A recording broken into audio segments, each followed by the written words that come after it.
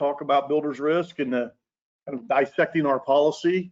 Now, we are using our proprietary policy as a kind of a roadmap today, so it could vary. So I do strongly recommend that whatever product you're selling, that you go ahead and read the form. You know, I always say, RT, read the form. So that's probably the message of the day. So what we're going to do today is dissect the policy. We're going to look at some of the coverage parts and talk about it. I will give you real life examples of every coverage part and the importance of understanding these things. Some of this seems like Insurance 101, but I have to go back and think about it and read it because you kind of take it for granted. So what we're going to do is let me run through this pretty quick, and then we'll open this up for questions and answers in 20 minutes or so. So the role conditions play.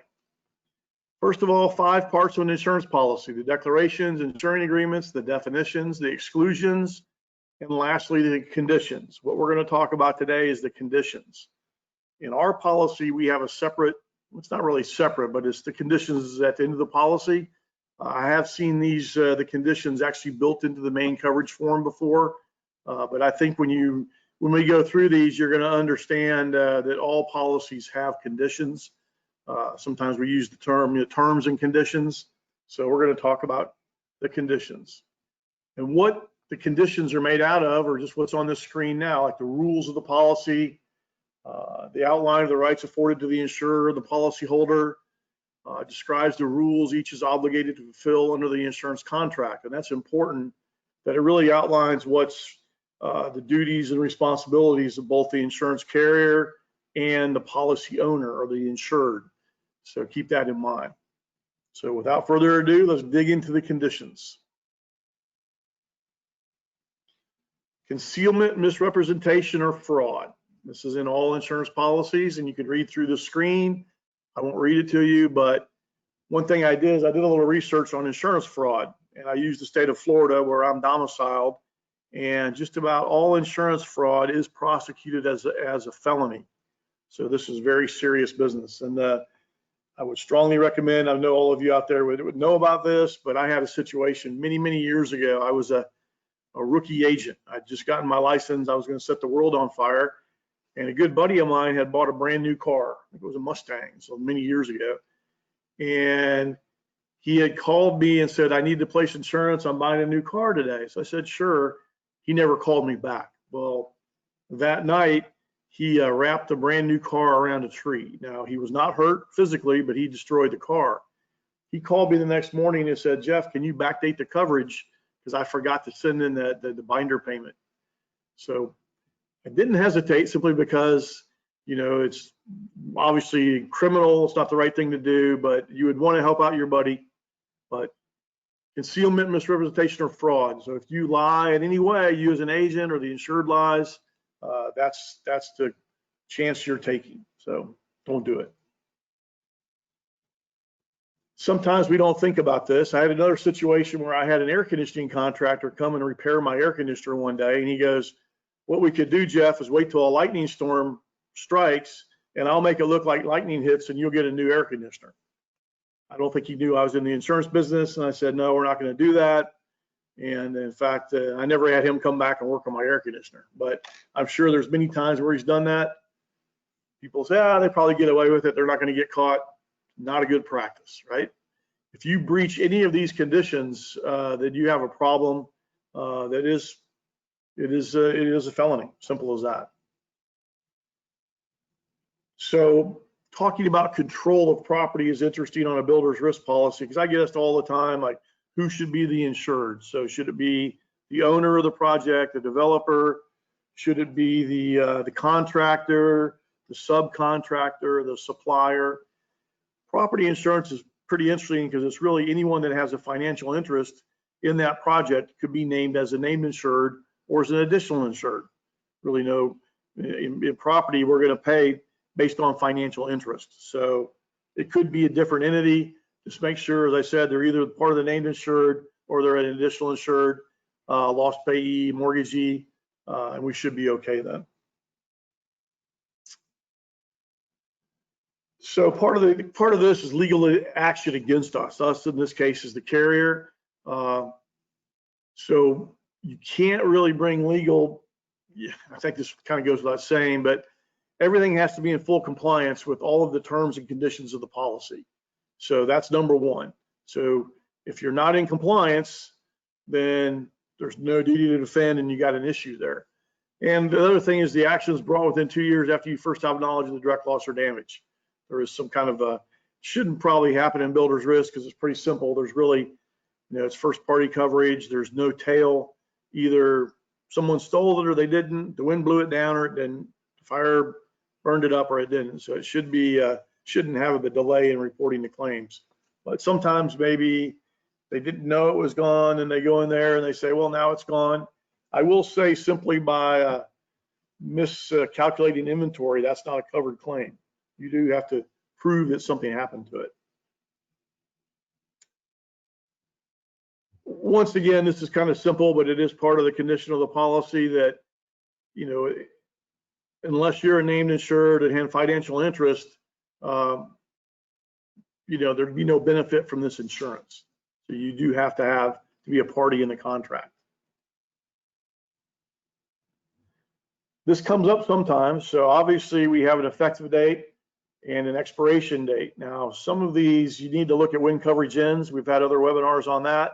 I won't get into a lot of detail on that, but in builder's risk, it can vary. I've seen it, things like once the property's put to its intended use, certain occupancy clauses and things like that.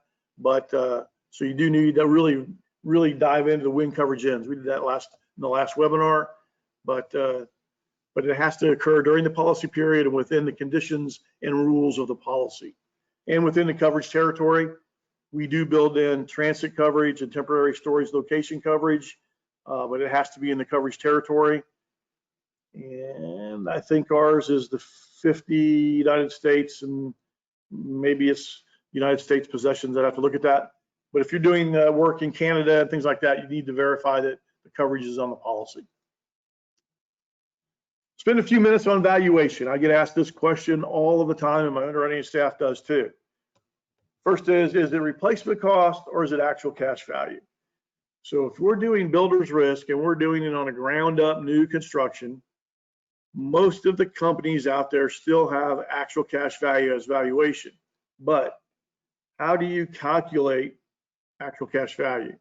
You calculate it by replacement cost minus depreciation equals the ACV. Well, if there is zero depreciation, that tells me that replacement cost is the exact same as actual cash value. And that's the way we do the claims on ground up new construction.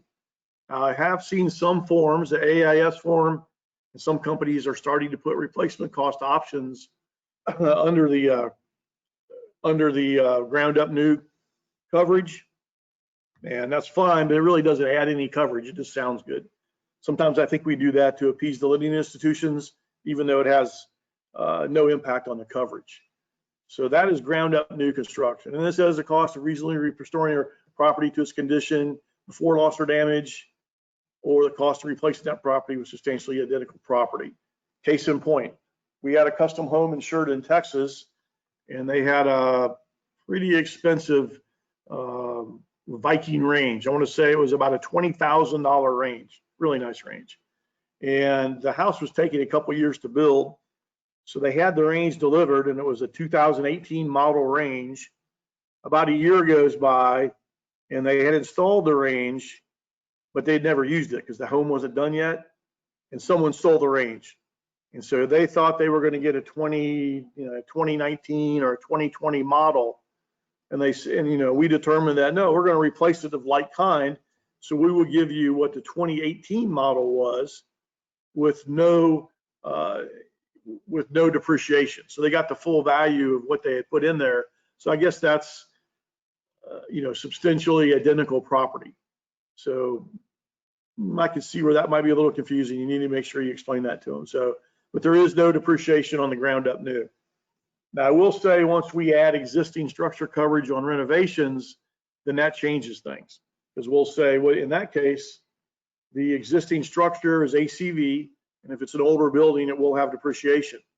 Now, the renovations that are being put into that structure would be done at, full, I won't say replacement cost, but with no depreciation.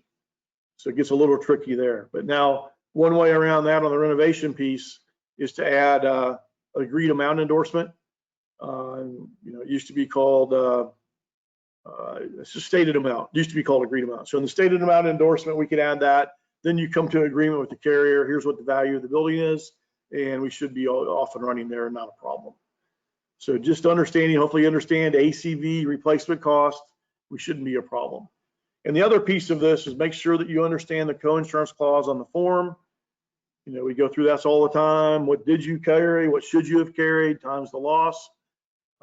Most forms are 100% co-insurance and builder's risk. Our form, if the claim is less than $25,000, there is no co-insurance penalty. But if it's over $25,000, you do run that risk. So if there's ever a question of what you think you should insure something for, it is the total completed value, labor, materials, overhead, profit if you want it. You could add soft costs and that might not affect the co-insurance. But anyway, so just keep that in mind. So that was kind of running through the conditions of our policy pretty quickly. So those are the major rules in the form. I've heard them called common policy conditions. These are on all property policies. In the Marines, a little bit different. But hopefully that kind of covered the basics of what we're trying to cover. So what we're going to do now is open this up to questions, and we'll see what we got. All right, Jeff, it doesn't look like we have any questions just yet, but why don't we give everyone a minute to write their thoughts down before we close it out.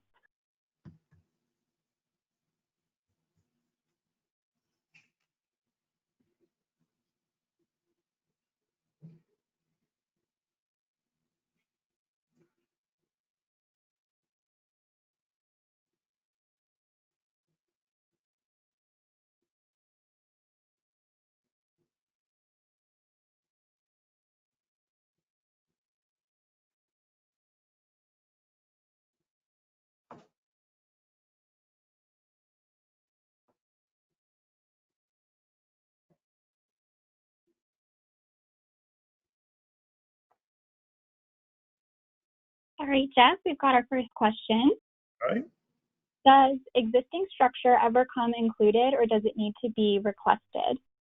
That's a good question. So when we covered before on property covered, under the standard builder's risk form, the coverage form itself, existing structures are excluded. So you have to actually endorse the policy to make sure they're covered.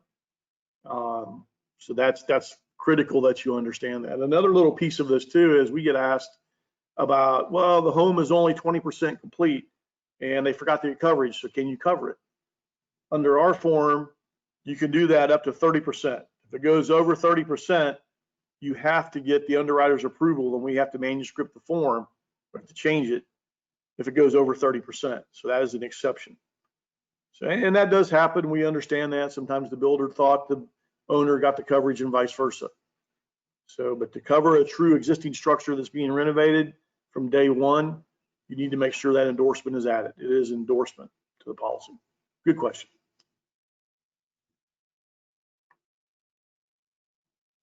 All right, next question. What time frame do you have, like beyond 2 years, if the information is against the design data? All right, so keep in mind, builder's risk is we won't get into claims made in occurrence because it's not really that, it's property insurance. But I think what they're saying is, if there's damage to the building, you only got so much time to talk about it. I mean, this is not a long tail coverage. If they determine years down the road there was some damage, would not be covered on the builder's risk policy. There is no tail to this. So it's a little different than the GL, that might have a statute of limitations because damage doesn't show up longer. So that's the way I interpret the conditions on our policy. But like I said before, in builder's risk, either you have a claim or you don't. So hopefully that answers the question. Good question. All right. This one is prefaced that it's a little bit off point, but can you insure construction of a seawall or a dock? We don't do any waterborne property in our program. And I do know that docks are usually, you know, like a specialized coverage that you might have to go to, you know, maybe a non-standard company to get that done. You know, so yeah, no waterborne, that's a whole nother issue. Seawalls, kind of the same thing. I would say that's more of a specialty line. Probably have to go to Lloyd's to get that done.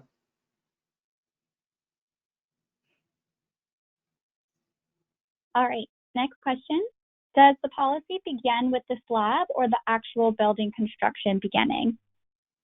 When coverage begins. I think we covered that before too. So the way I've always interpreted this, and there is, you know, you can discuss this the rest of the day, but keep in mind, completed value builder's risk is labor, materials, overhead. So even if you're doing the rough plumbing, underground plumbing on the job site, that is technically covered on the builder's risk policy because it's building materials are going into the project.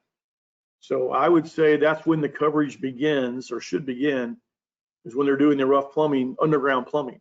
So obviously the slab is included. So if it's built on grade with a slab, that's when coverage begins. So to be safe, I would always start it then. I do know some people say, I'm not worried about the slab. I'll get the coverage once we start framing it. I wouldn't do it just because I think there are things that could happen to the slab, vandalism and other things that, you know, it could happen. So once they start putting the pipes in underground or clearing the lot, then it's time to get the coverage in place.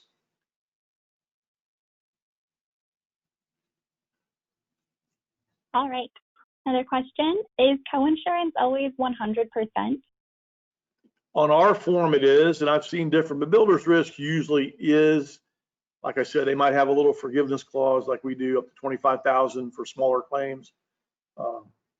But in completed value builder's risk, the whole point of the form is we got to come to an agreement in the beginning of what this project is worth. Now, there are things like contract change orders that could change the value, or if you become aware of something during the policy term, go to the underwriter. Now, the underwriter is going to go back to the inception of the policy and change the value and make the appropriate charge. So I think you'll find most underwriters understand, they'll work with you on that. You just don't want to get in a situation where you've written $1 million policy on a $2 million home. If something happens, you know, you got a major coinsurance penalty. So you don't want to do that. And the way I always throw that out there too is the builder's risk rates are are relatively low compared to other property rates. So it doesn't make sense to try to cut corners on the value. So labor, material, overheads, profit, it's all included. Another easy rule of thumb is the selling price minus land. The land is not covered on builder's risk, but everything that goes into building the house technically is covered. So that's selling price minus land. If you do that, you'll never have a problem. Good question. All right, Jeff, it looks like those were all of our questions. We did have quite a few people asking about your contact information, if you would like to share that. Sure. Question. Oh, we did the questions. I like that. There we are. So yeah, there's my phone number. I don't know if you want to write that down real quick. You can always call me on my cell phone. If you call that number and leave a message, I'll get right back to you. It's my landline in my office. As you know, all of us are still working out of our homes. And so anyway, but you can always get a hold of me, and there's my email address. Donna's my lieutenant. She's the expert underwriter on this stuff. So by all means, give Donna a call anytime. And we do have a general 800 number. Don't have that off the top of my head because I just forgot it, but it is on the website. So make sure you go to that, victorinsurance.com. And we really appreciate your time today. I did want to touch on next week's, our 2 weeks, we're going to do another webinar, and we're going to make it a little different, where it's going to be more interactive. I'm going to actually have some polling questions and get you guys a little involved, because I think it'd be better, kind of make it more interesting for you guys. Maybe I'll give you little quizzes and we'll see what happens. It'll be fun quizzes though. How's that? So like, I know everybody out there's, we won't talk sports yet, but because I'm kind of missing the sports, but we'll have a good time in a couple of weeks. And I do appreciate your time and look forward to doing business with you. Whatever you got, builders risk wise, give us a call. We'll see if we can't help you out. Everybody have a good day. Take care.